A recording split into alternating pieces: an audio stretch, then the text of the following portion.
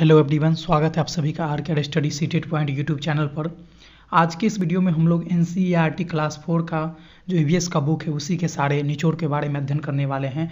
तो इस वीडियो में आपको एनसीईआरटी ईवीएस बुक क्लास 4 के सारे निचोड़ के बारे में जानकारी दी जाएगी।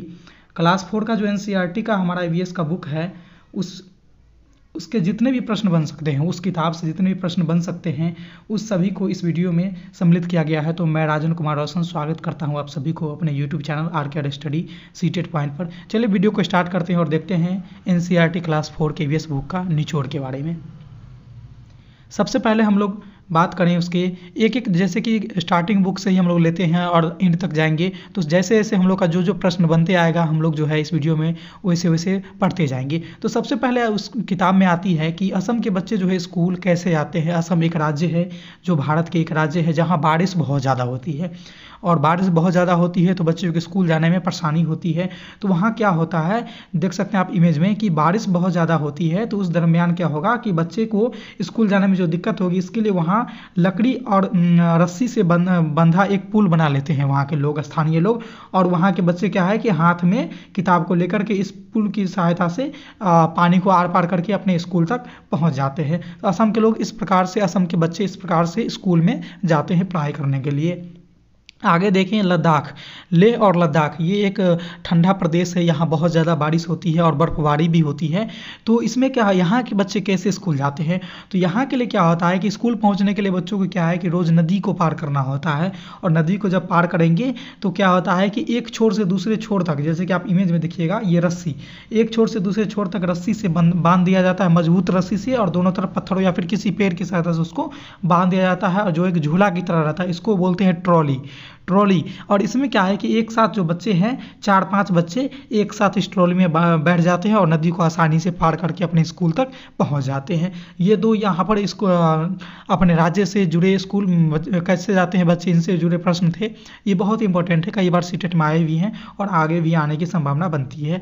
आगे हम लोग देखें तो क्या है कि वल्लम क्या होता है। तो यह भी एक प्रकार का जो है साधन ही होता है जिससे बच्चे एक जगह से दूसरे जगह जाते हैं पानी में। तो ये क्या होता है कि ये लकड़ी का बना एक छोटा सा नाव होता है, जिसे वल्लम कहते हैं। देख सकते हैं आप कि ये एक नाव के आकार में है, ये लकड़ी का बना होता है, बहुत ही छोटा सा होता है, इसे वल्लम कहते हैं। और इसका प्रयोग कहाँ पे किया जाता है, तो इसका प्रयोग केरल राज्य में स्कूल जो है, स्कूल जाने में बच्चों जो है इससे जो है क्या करते हैं, नदी को पार करके अपने स्कूल तक पहुँचते हैं। यानी कि वल्लम के प्रयोग केरल के कुछ भाग में बच्चे पानी को पार करके स्कूल जाने के लिए करते हैं। ये हमारा था वल्लम। आगे हम लोग देखते हैं, आगे है हमारा ऊँट गाड़ी। ऊँट गाड़ी किसको बोलते हैं, तो देखिए ऊँट गाड़ी जो है, जैसे इमेज में आप देख सकते हैं कि ऊँट रहता है और उसके पीछे क्या है कि वाहन जैसे बना दिया जाता है, 2 चक्के लगा दिया जाता है और लकड़ी का वहाँ पे बना दिया जाता है। इस पर क्या है कि मनुष्य खुद और सामानों को एक जगह से दूसरे जगह ले जाते हैं। तो ऊँट कहाँ है, ऊँट को हम लोग रेगिस्तान का जहाज मानते हैं। जैसा आप सभी लोग जानते होंगे कि ऊँट को क्या माना जाता है, रेगिस्तान का जहाज। क्योंकि ऊँट के पाँव गद्देदार होते हैं, जो कि रेगिस्तान में बहुत ज़्यादा रेत ही रेत होते हैं, बालू ही बालू होते हैं। तो वो उसके पाँव जो है वहाँ पे आसानी से उसमें ट्रैवल कर लेते हैं ऊँट। तो वहाँ पर क्या होता है कि धूप तपती भी है, लेकिन स्कूल में क्या है कि बच्चे ऊँट के गाड़ी में बैठ करके एक जगह से दूसरे जगह जाते हैं वहाँ के लोग, इसको ऊँट गाड़ी बोलते हैं। आगे देखें, आगे होता है हम लोग का बैलगाड़ी।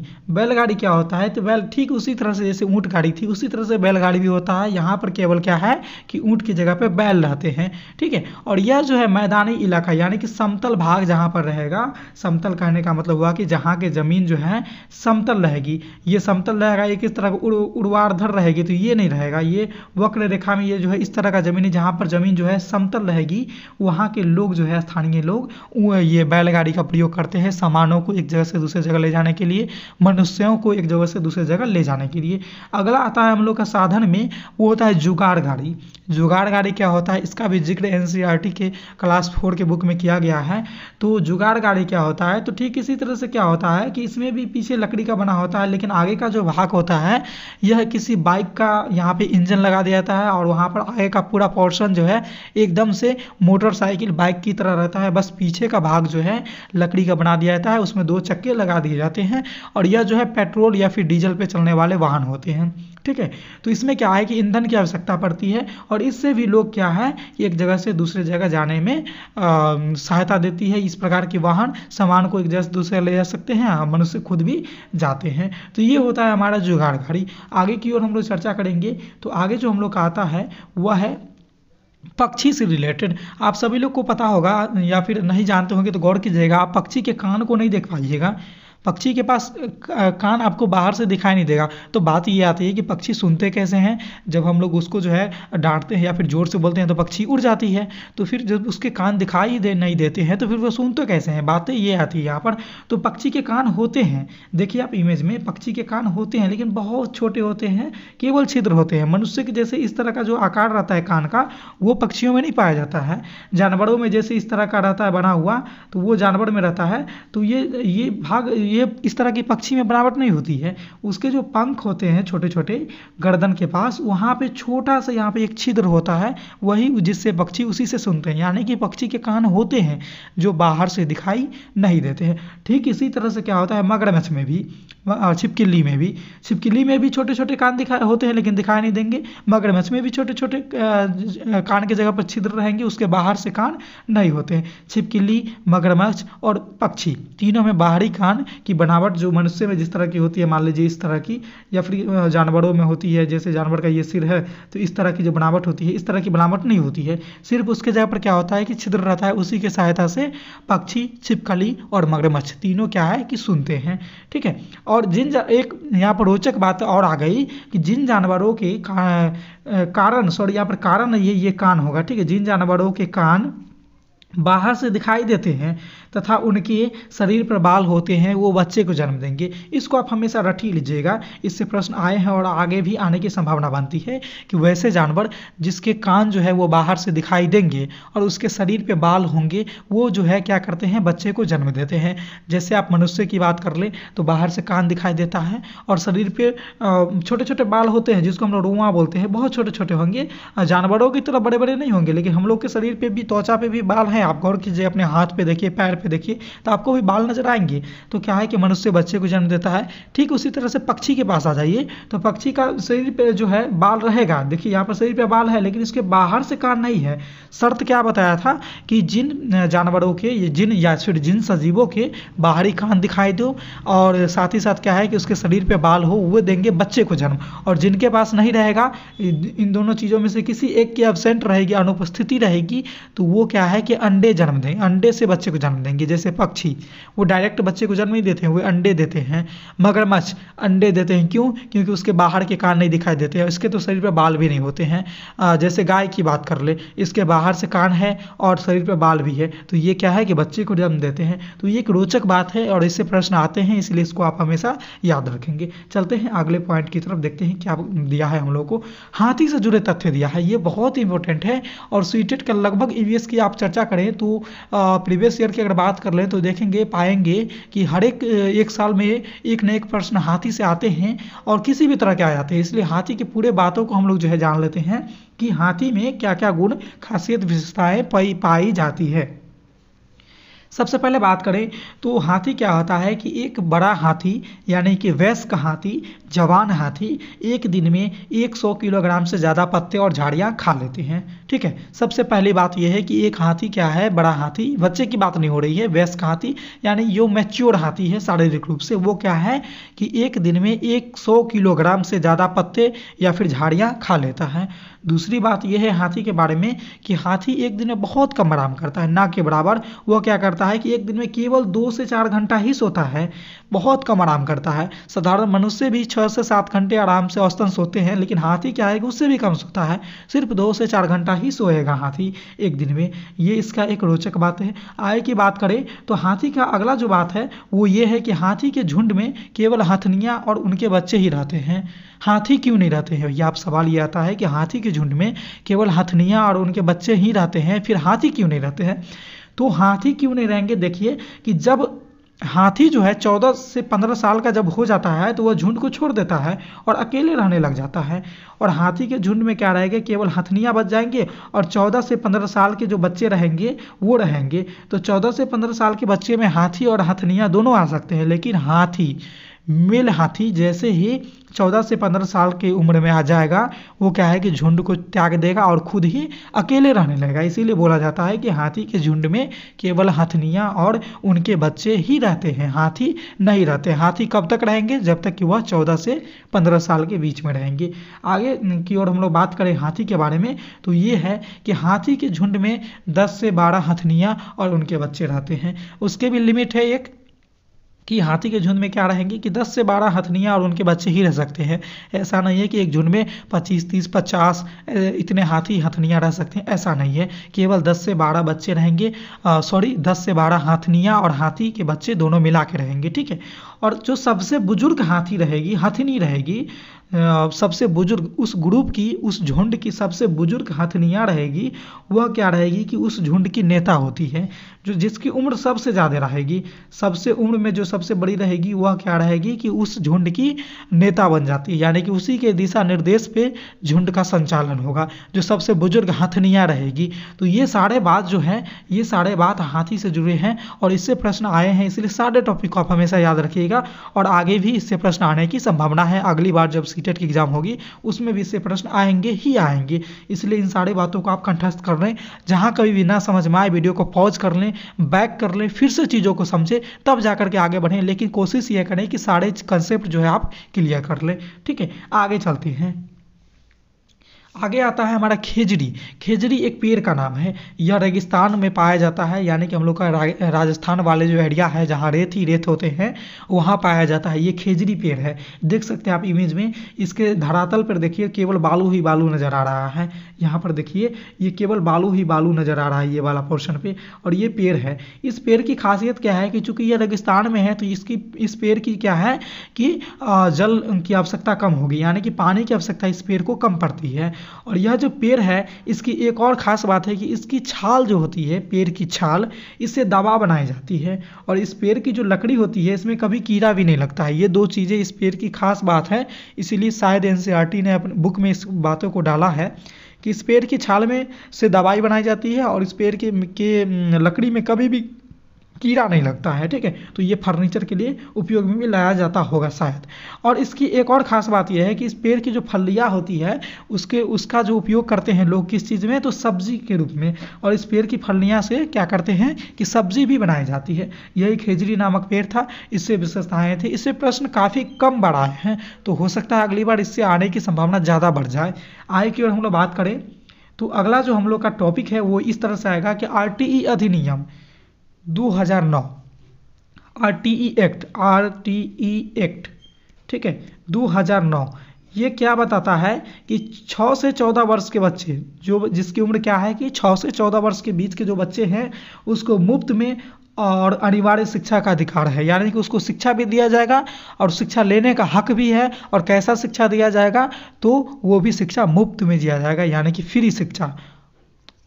उसका ये अनिवार्य शिक्षा का अधिकार देता है। कौन सा नियम देता है, तो हमारा RTE अधिनियम 2009। ये हम लोग का बुक में है, इसीलिए इसको पढ़ना जरूरी बन जाता है। आगे हम लोग देखते हैं कि मुजफ्फरपुर का जो ज़िला है एक बोचहा, जो बिहार राज्य के अंतर्गत आता है, बिहार, ठीक है। बिहार राज्य के एक ज़िला है मुजफ्फरपुर, उसका एक गाँव है बोचहा, ठीक है। उसके तरफ के इलाके में क्या है कि लीची का पेड़ बहुत ज़्यादा पाया जाता है और लीची का खेती उधर ज़्यादा होती है। और बिहार का मुजफ्फरपुर ज़िला जो है यह लीची के खेती के लिए प्रसिद्ध भी है। यहाँ लीची लगभग बहुत ज़्यादा सभी जगहों के अपेक्षा अच्छे किस्म के और ज़्यादा उन्नत यहाँ पर फसल की जाती है लीची का। और यहाँ के लीची का जो क्या होता है, जब यहाँ पर लीची का जो खेती की जाती है तो मधुमक्खी यहाँ पर पालन किया जाता है साथ साथ में। क्यों?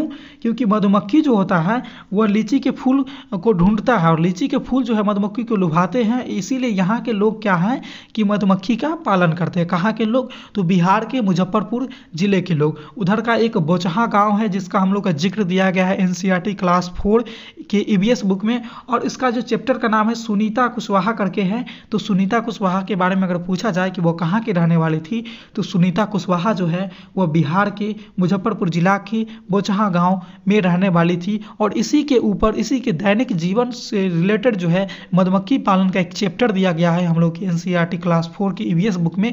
आपको वहाँ पर उन चीज़ों को पढ़ना है मधुमक्खी से रिलेटेड, और इससे प्रश्न पूछे जा सकते हैं, इसलिए आप हमेशा याद रखेंगे सुनीता कुशवाहा बिहार बिहार के मुजफ्फरपुर जिला की रहने वाली थी, बोचहा गांव की। और बिहार के मुजफ्फरपुर जिला जो है वह लीची के लिए काफ़ी प्रसिद्ध है, और खास करके कौन सा जिला, तो वह है बोचहा। बोचहा के इलाका जो आती है, वहाँ के आसपास के जो गांव आती है वो जो है मुजफ्फरपुर के गांव है, वो लीची के उत्पादन और साथ ही साथ मधुमक्खी पालन के लिए प्रसिद्ध है। आगे हम लोग देखते हैं हम लोग मधुमक्खी के बारे में। मधुमक्खी पालन के लिए तो हम लोग जान गए कि बिहार के मुजफ्फरपुर जिला की तरफ मधुमक्खी का पालन किया जाता है, लेकिन मधुमक्खी का से जुड़े जो भी तथ्य हैं, कैसे पालन किया जाता है, उसके बारे में थोड़ा सा हम लोग जान लेते हैं मधुमक्खी के बारे में। तो देखिए, मधुमक्खी आपके इमेज में दिख गया होगा, यही होता है हम लोग का हनी बी, यानी कि मध देने वाली मधुमक्खी। ठीक है, इससे हम लोगों को मध की प्राप्त होती है, मधु की प्राप्त होती है। ठीक है, तो इसका क्या है खास बात, तो मधुमक्खी पालन शुरू करने का सबसे अच्छा जो समय है वह होता है अक्टूबर से दिसंबर के बीच का महीना। आप इस 2 महीने यानी कि अक्टूबर से दिसंबर के बीच का जो महीना होता है, इसमें आप जो है मधुमक्खी का पालन स्टार्ट करने का ये सबसे सटीक और सही समय माना जाता है। ठीक है, और दूसरी बात क्या है इसके बारे में कि अक्टूबर से दिसंबर तक का समय जो होता है वह मधुमक्खी का अंडे देने का समय होता है। अक्टूबर से दिसंबर के बीच महीना जो होता है यह मधुमक्खी का शुरुआत करने का समय होता है। अक्टूबर से दिसंबर के बीच का जो समय होता है वह मधुमक्खी के अंडे देने का समय होता है। आप इसे भी हमेशा याद रखेंगे। और तीसरी बात है मधुमक्खी से ये कि हर छत्ते में एक रानी मक्खी होती है। ठीक है, जो भी छत्ते रहेंगे आप देखे होंगे कि इस तरह का एक एक छत्ता बना दिया जाता है, इसमें बहुत सारे मधुमक्खी रहती है, जिसको आपको पहचानना मुश्किल रहता है कि कौन सा रानी मक्खी है, कौन सा नर मधुमक्खी है, कौन सा वर्कर भी है, यानी कि काम करने वाली मधुमक्खियां हैं। लेकिन उसमें क्या है कि हर छत्ता में एक रानी मक्खी होती है, और उसका काम क्या होता है कि रानी मक्खी ही अंडा देगी। हमेशा याद रखिएगा, दूसरे कोई मधुमक्खी जो है अंडे देने का काम नहीं करती है, सिर्फ और सिर्फ रानी मधुमक्खी का ही काम होता है कि वही अंडे देंगे। और बाकी के जो मधुमक्खी रहते हैं, छत्ते में बहुत सारा मधुमक्खी रहते हैं, जैसे कुछ नर मधुमक्खी भी रहेंगे और बहुत सारा काम करने वाली मधुमक्खियां रहती है। वह क्या करती है कि शहद के लिए फूल का रस ढूंढ करके छत्ता तक इकट्ठा करती है, छत्ता तक लाने का काम करती है अन्य सारी मधुमक्खियां। और रानी मक्खी का काम क्या है कि वह अंडे देने का सिर्फ और सिर्फ काम करेगी। मधुमक्खी की तरह चींटी भी, इससे भी दोनों में खास समानताएं हैं और दोनों एक तरह की चीज़ें, एक तरह की व्यवहार दर्शाती है। तो चींटी के बारे में भी देखिए कि चींटी भी एक झुंड में रहता है। जैसे हम सभी लोग जानते हैं कि चींटी भी क्या है कि एक झुंड में रहता है। आप देखे होंगे कि चींटी जब भी चलता है एक कतार में चलता है, इस तरह से सारे चींटी एक के पीछे इस तरह से लाइन लगा के चलते रहते हैं। तो चींटी का भी काम बटा होता है। इसमें भी क्या होता है कि एक रानी चींटी होता है और वह क्या है कि अंडे देने का काम करती है, ठीक मधुमक्खी की तरह। ठीक है, और बाकी का जो चींटी होती है, जैसे कि काम करने वाले चींटी है वो भोजन वगैरह लाएगी। सिपाही चींटी जो है वो बिल का ध्यान रखती है। जो बिल के आसपास देखिएगा, जहां भी चींटी का जो बिल रहेगा उसके आसपास 5-6 चींटी जो है घूमती फिरती रहती है, यानी कि वो बिल का पहरेदारी करती है, बिल का रक्षा करती है। ठीक है, और बाकी का जो चींटी है, जैसे काम करने वाले चींटी, वह भोजन को ढूंढ करके बिल तक पहुंचाने का काम करती है। आप देखे होइएगा, जैसे आप एक चीनी का दाना भी कहीं आप गिरे हुए देखिएगा तो बहुत सारे चींटी आएगी उसको और पकड़ के उसको ले जाएगी, खींचते हुए ले जाती है उसको बिल तक के। तो वो काम करने वाली चींटी होती है, उसका काम ही है भोजन को ढूंढना और क्या है कि बिल तक लाना। चींटी और मधुमक्खी के साथ साथ जो है दीमक, ततैया, चींटी और मधुमक्खी, ये चारों की जो है एक तरह की समानताएं पाई जाती है। आप हमेशा याद रखिएगा, इससे प्रश्न पूछे जा चुके हैं प्रीवियस ईयर में कि दीमक, ततैया, चींटी और मधुमक्खी, ये चारों जो है इसमें समानताएं होती है। ये चारों जो है झुंड में रहती है और चारों क्या एक ही तरह का व्यवहार अपना जो है प्रदर्शित करते हैं। इसीलिए इन चारों की समानताएं होती है कि दीमक, ततैया, चींटी और मधुमक्खी को एक कैटेगरी में रखा जाता है। ठीक है, आगे हम लोग बात करते हैं, आगे आती है हम लोग का कर्णम मल्लेश्वरी। कर्णम मल्लेश्वरी ये जो है हमारा भारत की एक वेट लिफ्टर है और ये कहाँ की रहने वाली थी, तो यह जो है ये एक वेट लिफ्टर है और यह जो रहने वाली थी यह है आंध्र प्रदेश की रहने वाली थी। ठीक है, साउथ हम लोग का जो भारत के साउथ एरिया में बढ़िएगा तो वहाँ एक राज्य है आंध्र प्रदेश, वहाँ के रहने वाली थी कर्णम मल्लेश्वरी। यह एक वेट लिफ्टर है। इनके पापा जो थे वो पुलिस में हवलदार थे। ठीक है, इनके फैमिली बैकग्राउंड के बारे में थोड़ा सा चर्चा कर लें तो इनके पापा जो है पुलिस के में हवलदार थे और ये जब ये कर्णम मल्लेश्वरी 12 वर्ष की थी तभी से वजन उठाने का प्रयास करती थी, अभ्यास करती थी और वह आज जो है एक बार में 130 किलोग्राम तक का वजन उठा लेती है। और इतना ही नहीं, वह जो वेट लिफ्टर है ये कर्णम मल्लेश्वरी, यह भारत में तो मेडल जीते ही जीते हैं, भारत के बाहर भी उन्होंने 29 मेडल जीते हैं। कितने मेडल जीते हैं? 29। आप हमेशा याद रखिएगा, ये चीज़ें आपको पूछी जा सकती है कि कर्णम मल्लेश्वरी भारत के बाहर कितने मेडल जीती है, तो 29 मेडल जीती है। और एक चीज़ और बता दें कि कर्णम मल्लेश्वरी की 4 बहनें हैं, वो सभी भी आज वेट लिफ्टिंग का अभ्यास करती है और वो भी एक वेट लिफ्टर बनने की लालसा मनसा लेकर के वेट लिफ्टिंग का प्रयास करती है। ये कर्णम मल्लेश्वरी से जुड़े प्रश्न थे, रोचक बातें थी। आगे हम लोग बातें करते हैं, वह है मधुबनी पेंटिंग के बारे में। मधुबनी पेंटिंग, आप नाम को पढ़िए पहले, मधुबनी पेंटिंग। मधुबनी यानी कि वह एक बिहार का एक राज्य है, सॉरी राज्य नहीं जिला है, बिहार तो खुद ही राज्य है, बिहार का एक जिला है मधुबनी। वहाँ के लोग जो है, स्थानीय लोग पेंटिंग में एक प्रकार का खास कला दिखाते हैं और उसी खास बात को लेकर के वहीं के उसी जिला के नाम से ही इस पेंटिंग का नाम ही रख दिया गया है मधुबनी पेंटिंग। मधुबनी को हम लोग मिथिलांचल भी बोलते हैं, मधुबनी जिला जो है वो मिथिलांचल के में आता है, इसलिए इसको कहीं कहीं पर आपको मिथिला पेंटिंग भी लिखा मिल सकता है। तो आपको कन्फ्यूज नहीं होना है, मधुबनी पेंटिंग हो या फिर मिथिला पेंटिंग हो, मिथिला चित्रकला हो, सारे चीज़ें एक ही है, नाम अलग है, चीज़ें एक ही है। तो मधुबनी चित्रकला जो है वह एक बहुत पुरानी चित्रकला है और यह कहाँ होती है, तो यह बिहार के मधुबनी जिला में होती है। ठीक है, वहीं से इसका शुरुआत किया गया है। इसमें क्या करते हैं, तो मधुबनी के लोग जो होते हैं, बिहार के जो जिले हैं मधुबनी, वहाँ के लोग क्या करते हैं कि त्यौहार या फिर किसी भी खुशी के अवसर पे घर की दीवार या फिर आंगन पर चित्र बनाते हैं। और यह जो चित्र बनाते हैं, इसके लिए चित्र रंग का कहाँ से लाते हैं, तो रंग के लिए वो चावल के घोल, रंग को मिला करके चित्र बनाते हैं। साथ ही साथ क्या करते हैं, रंग को खास बनाने के लिए नील, हल्दी, फूल, पेड़ के रंग इत्यादि का इस्तेमाल करते हैं, यानी कि प्रकृति से प्राप्त चीज़ों का इस्तेमाल करते हैं रंग बनाने में। जैसे कि लोग नील, हल्दी, फूल, पेड़ का रंग हो गया और भी चावल, इन सारे चीज़ों के क्या करते हैं कि मिला करके खास किस्म का रंग बनाते हैं और इससे क्या है कि चित्रकला करते हैं। इस प्रकार के पेंटिंग में इंसान, जानवर, पेड़, फूल, पक्षी, मछलियाँ या फिर अन्य जीव जंतु के चित्र बनाए जाते हैं। इसीलिए यह एक चित्रकला प्रसिद्ध है, मधुबनी जिला के हैं, इसलिए इस चित्रकला का नाम ही रख दिया गया है मधुबनी पेंटिंग के नाम से ही ये प्रसिद्ध है। आगे हम लोग बात करते हैं, हम लोग का आता है विभिन्न प्रकार की चिड़ियाँ होती है और उनके घोंसले के बारे में हम लोग को पढ़ना है NCERT क्लास 4 की EVS के बुक में। तो उसको भी थोड़ा सा देख लेते हैं कि क्या क्या दिया गया है। तो कलचीरी, सबसे पहले हम लोग जानते हैं कलचीरी, जिसको हम लोग इंडियन रोबिन भी बोलते हैं, अंग्रेजी में क्या होता है, इंडियन रोबिन भी बोला जाता है। इसका नाम क्या है कि कलचीरी, और इसका इमेज आपको मैं दिखा दे रहा हूँ, ये रहा। इस प्रकार की जो पक्षी होती है, ये क्या करती है कि पत्थरों के बीच में छोटे से घोंसला बना करके उसमें अंडे दे देती है। ये कलचीरी का खास बात है। ये कहाँ अंडे देती है, तो पत्थरों के बीच में छोटा सा घोंसला बनाएगी और वहाँ पे ये अंडे देती है। अगला जो पक्षी है वह है हमारा कोयल। कोयल के बारे में ये खास बातें हैं कि कोयल अपना घोंसला खुद नहीं बनाती है, कोयल अपना घोंसला जो है खुद नहीं बनाती है। वो क्या करती है कि कौवा के घोंसला में क्या है कि वो जाकर के अंडा दे देती है कोयल, और कौवा क्या करता है कि अपने अंडे के साथ साथ कोयल के भी अंडे को सेता है। ठीक है, और अगला है दर्जनी चिड़िया। दर्जनी चिड़िया, इसका नाम से ही पता चलता है, दर्जनी यानी कि दर्जन, दर्जी। इस जैसा कि नाम है इसका दर्जनी, यानी कि एक दर्जी चिड़िया। ठीक है, ये क्या करती है कि दर्जी की तरह सिलाई कर देती है। पेड़ के पत्तों के बीच में क्या करेगी कि अपने चोंच से, इसकी चोंच बहुत बड़ी और नुकीली होती है, तो चोंच की सहायता से क्या करती है कि पत्ते के बीच में सिलाई करके एक थैला जैसा बना देती है और उसी में क्या है कि अंडे देने के लिए तैयार कर देती है। आप यहाँ पर इमेज में देख सकते हैं, ये जो थर्ड वाला इमेज है इसको आप देखिए किस तरह से ये पेड़ के पत्ते की सिलाई करके थैला बना दी है और उसके बीच में ये खुद बैठी हुई है। इसी पक्षी का नाम होता है दर्जनी। ठीक है, आगे देखिए शक्कर खोड़ा, ये भी एक पक्षी का नाम है। ये क्या करती है कि लटकता हुआ घोंसला बनाएगी। आप जो है इसको देखिए, ये खजूर के पेड़ है, ताड़ का पेड़ है, इस तरह के पेड़ पे आप इस तरह के घोंसला को लटकते हुए देखे होइएगा। तो ये जो पक्षी होती है इसका नाम होता है शक्कर खोड़ा। ये हवा में ये डोलते रहता है लेकिन इसको कोई फर्क नहीं पड़ता है। ये जो है सूखे टहनियाँ, पत्ते, रुई इत्यादि का उपयोग करके घास फूस का उपयोग करके ये अपना घोंसला बनाती है पेड़ पर लटकते हुए। ठीक है, ये शक्कर खोड़ा पक्षी होती है, इसका नाम है शक्कर खोड़ा। अगला है वीवर पक्षी। ये क्या करती है कि बहुत सारा घोंसला बनाती है, नर वीवर पक्षी और मादा वीवर पक्षी जाती है, सभी घोंसला को देखेगी और उसमें से जो अच्छा लगेगा उसमें जाकर के वो अंडे देती है। यहाँ पर आने देती है नहीं होगा, यहाँ पर क्या है, सॉरी, अंडे देते हैं। क्या देते हैं, अंडे। ठीक है, इसी तरह से आता है हमारा फाख्ता नामक पक्षी, जिसको अंग्रेजी में डव बोलते हैं। यह कैक्टस के कांटों के बीच अपना घोंसला बनाती है। ये है फाख्ता पक्षी। ये क्या करती है कि कैक्टस के कांटों के बीच अपना घोंसला बनाती है। और है बसंत गौड़ी।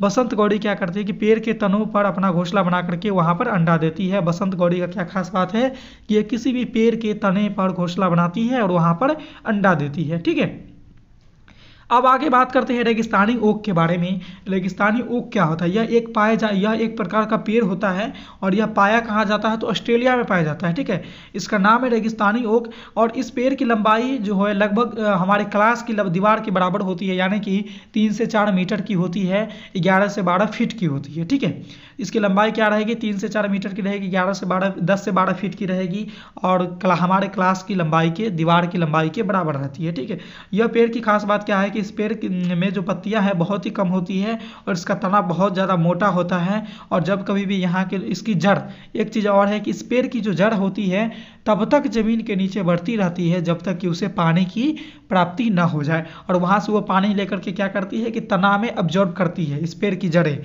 और यहाँ के इस पेड़ के जड़ में जो है पानी को जो लेती है वह तना में जाकर के इकट्ठा कर देती है। और जब कभी भी इस इलाके के लोग को पानी की आवश्यकता पड़ती है, ज़रूरत पड़ती है, तो यहाँ के लोग क्या करते हैं कि इस पेड़ के तना में पतला सा पाइप डाल देते हैं और पानी निकाल के उसका इस्तेमाल करते हैं। यही रेगिस्तानी ओक के बारे में खास चीज़ें थी, खास बातें थी। आगे हम लोग चर्चा करते हैं। देखिए, ये है हमारा गोवा से केरल के बीच में, ये जो है हमारा एक प्रश्न बन सकता है यहाँ पर कि गोवा से केरल के बीच में रेल की जो रास्ते हैं, रेल की रास्ते, ट्रेन, ठीक है, इसके रास्ते में 92 सुरंग है और 2000 पुल है। याद रखने वाली बात है कि गोवा से केरल के रास्ते में क्या है, रेल के रास्ते में कि 92 सुरंग मिलेंगे आपको और 2000 पुल मिलेंगे। चूंकि यह एक बहुत ज़्यादा है इसलिए ये एक रोचक बात बन गई है और इसको जो है याद रखना इंपॉर्टेंट बन जाती है। आगे हम लोग देखते हैं, आगे हमारा कि गुलाब जल, ग्लिसरीन को सही मात्रा में मिलाकर उसमें कुछ बूंदे जो है नींबू का अगर डाल दिया जाए और उसको अच्छी तरह से मिला करके इस्तेमाल किया जाए तो सर्दी के दिनों में क्या है कि हमारा त्वचा नहीं फटती है। किन किन चीज़ों को? तो गुलाब जल, ठीक है, गुलाब जल, ग्लिसरीन और क्या है कि नींबू के बूंदे। तीन चीज़ें गौर कीजिएगा यहाँ पर, गुलाब जल, ग्लिसरीन और नींबू के बूंदे। इन तीनों को क्या करते हैं कि आपस में मिला देते हैं अच्छे से और इसका इस्तेमाल करते हैं तो सर्दी के दिनों में क्या है कि हमारे त्वचा जो है नहीं फटती। आप देखते होइएगा कि सर्दी के दिनों में क्या है कि त्वचा फट जाती है। इसके लिए क्या करते हैं हम लोग, अब बहुत सारे बॉडी पे लगाने वाले लोशन का इस्तेमाल करते हैं जिससे त्वचा जो है हमारा सुरक्षित रहे, रूखड़ापन ना आए, फटे नहीं। तो इसका एक घरेलू उपाय भी है कि आप गुलाब जल को लीजिए, ग्लिसरीन को लीजिए और नींबू के बूंद लीजिए कुछ थोड़ा मात्रा में और सबको आपस में मिला दीजिए और अपने त्वचा पे लगा लीजिए। सर्दी के दिनों में आपके त्वचा नहीं फटेंगे। ये एक घरेलू नुस्खा है जो कि हम लोग का एनसीईआरटी क्लास 4 के बुक में दिया गया है ईवीएस के, इसलिए इसको भी याद रखना जरूरी बन जाता है। अगला है हमारा कि उत्तर प्रदेश का एक जिला है कंजौर, ठीक है, उत्तर प्रदेश जो कि हम लोग का भारत का एक राज्य है, उसका एक जिला है कंजौर। यह जिला जो है इत्र, सेंट के लिए काफ़ी मशहूर है, ठीक है, इत्र यानी कि सेंट, परफ्यूम, इसके लिए काफ़ी मशहूर है। कौन सा जिला? तो उत्तर प्रदेश का कंजौर जिला, इसको आप याद रखिएगा हमेशा। अगला है हमारा यहाँ पर कि गिलहरी के दांत हमेशा बढ़ते रहते हैं, ठीक है, और दांतों से काटने और कुतरने के कारण उनके दांत घिसते रहते हैं। गिलहरी जो है उसका दांत हमेशा बढ़ती रहेगी, इसीलिए आप कभी भी गिलहरी को शांत नहीं बैठे देखिएगा। जब कभी भी आप गिलहरी को देखते होइएगा ना तो हमेशा वो क्या करती है कि अपने दांतों से कुछ ना कुछ चीज़ों को काटती रहती है। वो क्यों करती है? चूँकि अगर वो नहीं काटेगी तो चूँकि उसके दांत बढ़ते रहते हैं तो वो बहुत ज़्यादा बढ़ जाएंगे और काटने से क्या होता है कि उसका दांत घिसते रहता है। इसीलिए वो हमेशा क्या है कि दांत उसका ज़्यादा ना बढ़ जाए, इसीलिए अपने दांत से चीज़ों को काटती रहती है। ये एक रोचक तथ्य है गिलहरी से रिलेटेड, इसलिए इसको आप याद रखेंगे। अगला है कि सांप शिकार को चबाकर नहीं खाता बल्कि पूरा निगल जाता है। सांप जो होता है, स्नेक, इसके नुकीले दांत होते हैं, इसके पास नुकीले दांत हैं, लेकिन फिर भी ये नुकीले दांत से सिर्फ शिकार को पकड़ता है और खाता क्या है, ये चबाता नहीं है, सीधा निगल जाता है। इसलिए सांप जो है उसके बारे में आप हमेशा याद रखिएगा कि सांप क्या है कि अपने भोजन को चबा करके नहीं खाता है, डायरेक्ट निगल जाता है। आगे हम लोग देखते हैं, अगला है हमारा गुरुद्वारा। गुरुद्वारा जो होता है उसमें क्या है कि एक साथ खाना खाया जाता है, और एक साथ खाना पका करके खाने को हम लोग क्या बोलते हैं, लंगर। लंगर किसको बोला जाता है कि गुरुद्वारा में जब एक साथ सभी लोग खाना बनाते हैं और साथ में खाते हैं तो इस पूरे प्रक्रिया को लंगर बोला जाता है। ठीक है, आगे हम लोग देखते हैं, अगला है हमारा पोंचमपल्ली।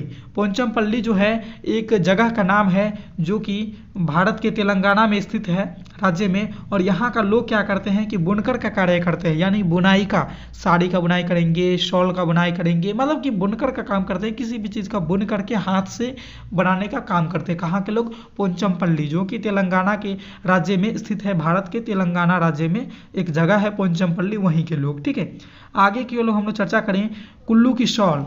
कुल्लू एक जगह का नाम है, यहाँ की शॉल प्रसिद्ध है। मधुबनी की पेंटिंग प्रसिद्ध है, जैसे कि हमने पहले भी जाना।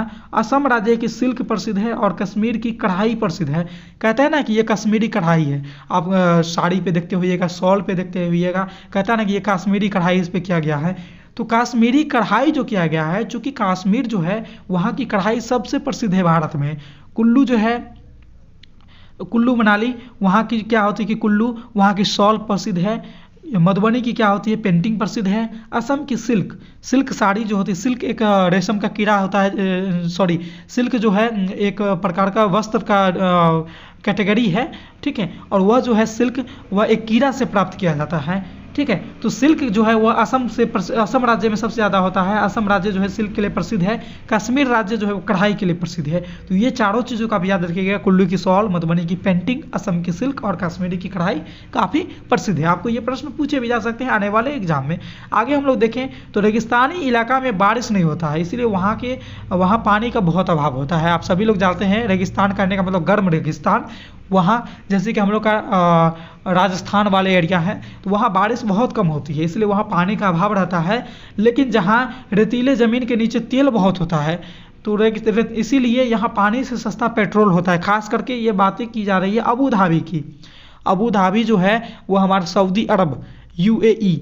ठीक है, यहाँ UAE का एक जगह है अबू धाबी, वहाँ क्या होता है कि पानी जो है पेट्रोल से सस्ता होता है। ठीक है, क्यों? क्योंकि वहाँ जो है पानी बहुत कम पाए जाते हैं, चूँकि वो रेतीला एरिया है और वहाँ पानी का अभाव होता है, और बालू के नीचे, रेत के नीचे जो है तेल होता है, इसीलिए पानी जो है वहाँ महंगा होती है, पेट्रोल वहाँ सस्ता होती है। आगे हम लोग देखते हैं, अगला है हमारा अबू धाबी। अबू धाबी में ज़्यादातर खजूर के ही पेड़ दिखाई देते हैं, क्योंकि वहाँ एक ऐसा पेड़ है, वह एक ऐसा पेड़ है जो वहाँ उग सकता है। अबू धाबी में क्या होता है कि केवल जो है खजूर का ही, ज़्यादातर खजूर का पेड़ दिखाई देता है। खजूर का पेड़ दिखाई देता है क्यों? क्योंकि वह एक ऐसा पेड़ है जो वहाँ उग सकता है। क्यों? क्योंकि देखिए खजूर के पेड़ को पानी की आवश्यकता बहुत कम होती है। ठीक है, और वह चूँकि अबू धाबी जो है वह रेतीला एरिया है, रेगिस्तानी एरिया है, वहाँ पानी बहुत कम मात्रा में होती है, तो अबू धाबी में क्या है कि वैसे पेड़ ही उग पाएंगे जिसके पानी की ज़रूरत बहुत कम पड़ती है। तो वो पेड़ है हमारा खजूर का, और खजूर का पेड़ वहाँ पर उग सकती है। क्यों? क्योंकि उसको पानी की आवश्यकता बहुत कम होती है और वहाँ की कंडीशन को वो सुटेबल है वहाँ के कंडीशन में, इसीलिए खजूर जैसे पेड़ वहाँ पर बहुत ज़्यादा दिखाई देंगे आपको। अगला पॉइंट की तरफ हम लोग बढ़ते हैं, केरल। केरल के बारे में यहाँ पर रोचक बातें ये है कि केरल के लोग जो है वो घर के आंगन में ही मसाला उगाते हैं। जैसे वहाँ के लोग घर के आंगन में ही तेज़पत्ता, छोटी इलायची, बड़ी इलायची, काली मिर्च इत्यादि उगाते हैं। केरल के लोग जो है घर के आंगन में ही मसाला का बगीचा लगा लेते हैं। ठीक है, तेज़पत्ता, छोटी इलायची, बड़ी इलायची, काली मिर्च इत्यादि जो सारे भी मसाले का जो चीज़ें होती है, जो सब्जियां वगैरह में लाई जाती है, वो सारे चीज़ों का वहाँ पर क्या करते हैं, लोग उपजाते हैं केरल के लोग घर के आंगन में, इसीलिए ये बातें वहाँ पर रोचक बन जाती है।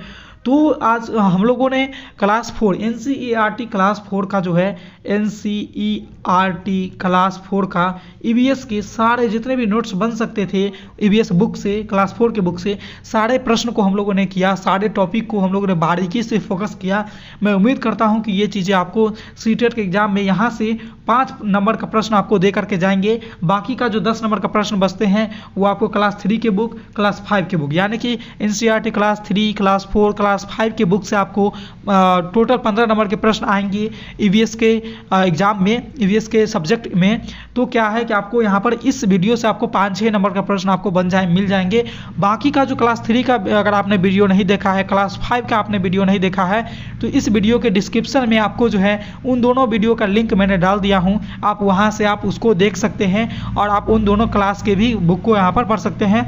तो इसी तरह से बने रहिए हमारे साथ।